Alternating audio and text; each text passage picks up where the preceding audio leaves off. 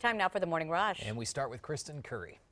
Good morning. Next big weather maker, nowhere in sight. We have a full day of sunshine today, even cloud cover hard to come by. But the good news is winds will be light and those temperatures a little warmer as we climb back to near seasonal averages nearly statewide. Crystal? Thanks so much, Kristen. As you get ready to head out the door from the day's top local stories, and we start with David Romero. In Battle Espanola School Superintendent Eric Martinez is on paid administrative leave this morning. According to the Santa Fe New Mexican, this all comes after a 4-1 vote by the Espanola School Board late last night. Martinez has come under fire for allegedly hiring people without background checks or licenses.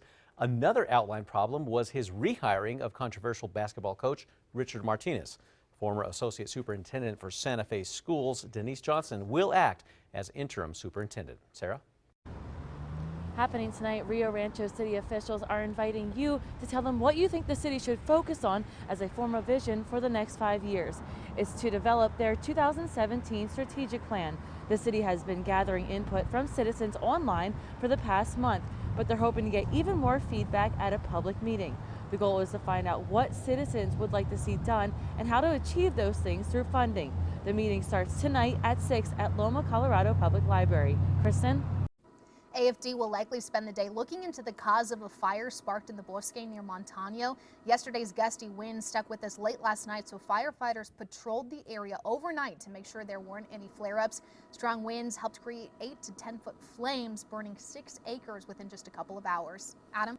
This morning, the U.S. military is moving equipment for missile defense systems to South Korea. That action comes one day after North Korea fired 4 ballistic missiles into the ocean near Japan.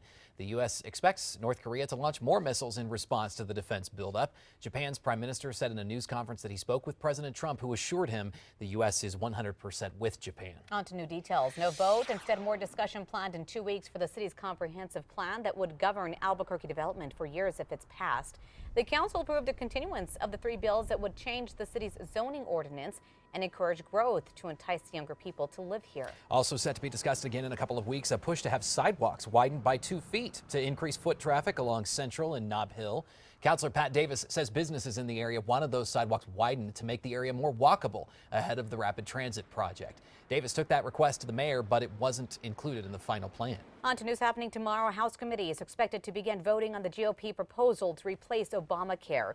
The measure would cover fewer than 20 million people who are currently insured under the Affordable Care Act.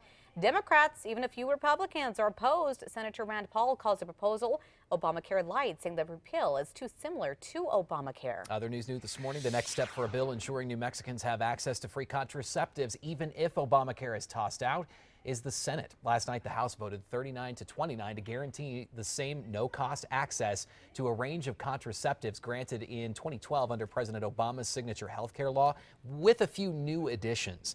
Democrat Representative Debbie Armstrong sponsors that bill. On to new details. A bill to protect teachers who take more than 3 days of sick leave is heading to the governor's desk this morning. Under the Teachers Are Human Too bill, teachers can take up to 10 sick days and won't have their annual performance evaluations negatively affected. Currently, teachers can only take 3 days, and it hurts their attendance record. And just over 10 days left in the legislative session at the Roundhouse. We're keeping a close eye on what's happening. Stay with News 13 on air and on the News app. Okay, listen up here. It's going to be a few months before you can enjoy Sandia Peak again. It officially closed for the season on Sunday. They're now getting ready for summer activities like scenic chairlifts and mountain biking that will begin in July. Kristen. Temperatures continuing to warm here in the metro area, upper 50s this afternoon. So the Metro Threat Index is pretty low, only at a 2 because of the chilly temperatures we have out there now. Winds much lighter than what we had yesterday, only about 5 to 15 this afternoon out of the northwest. Adam? Mexico could soon have an official state dance. La Marcha is the dance that gets all the guests on their feet parading around the room. Now, Democrat Senator Jerry Ortiz-Pino wants to make it the official dance of New Mexico. It would join other state official titles like the official state question, red or green, and state tie, the bolo tie. On to new facts this morning. If your family has a history of heart disease, cardiologists report they can pinpoint heart disease even before patients have symptoms. Doctors in New York say using calcium scan imaging allows patients to make key lifestyle changes, such as better nutrition, even exercise, to avoid heart trouble later on. There may be some new hope this morning for female cancer patients struggling with infertility. Doctors say that a drug that slows tumor growth may also protect ovaries. Lab mice on the drug had more than twice the offspring than mice on chemotherapy alone. Kristen? Time now for a check on your Tuesday morning commute. Good news is nothing major out there when it comes to accidents. We are a little sluggish. Coolers both ways north of Alameda as you're heading in and out of Corrales. So give yourself extra time there. Everything else moving smoothly. Crystal. New at 6, automakers are racing to develop self-driving cars, but apparently most Americans aren't ready. In a new survey from AAA, only 10% of U.S. drivers say they'd feel safe sharing the roads with driverless vehicles. Although the majority of drivers, 59%, say they want the technology in their next car. Would you guys like that technology? After it was tested for a while, I think. Yeah, a couple years from now, Let's maybe. just say I'm nervous driving with Adam That's true. behind When the does wheel. that ever happen? You are a risk on the streets, Adam. All right, time now for the 5 facts. We'll start with number 5 this morning. Amazon shoppers, listen up. Starting next month, you're going to pay sales tax on anything you buy through Amazon in New Mexico. The online giant has been tax-free, but now Amazon purchases will be taxed at just over 5%, which is expected to bring in tens of millions of dollars to the state. Most people that we spoke with agreed with that move. On to number 4 now. A bill that would change which students get more money from lottery scholarships heads to the House Appropriations and Finance Committee. Representative Rebecca Dallas sponsors the bill, proposing that students who go to UNM, NMSU, and New Mexico Tech will be prioritized for higher awards. It would provide smaller awards to students who attend comprehensive institutions and community colleges like CNM. At number 3, temperatures near average today with sunshine overhead. Light winds here in the metro, a little stronger up over the northeast, and that temperature climb continues tomorrow with 70s by Thursday. On to number 2. New this morning, embattled Espanola Superintendent Eric Martinez is on administrative leave. According to the Santa Fe New Mexican, Martinez came under fire by the PED for the district's hiring of unlicensed teachers, accusations of student safety, and financial oversight.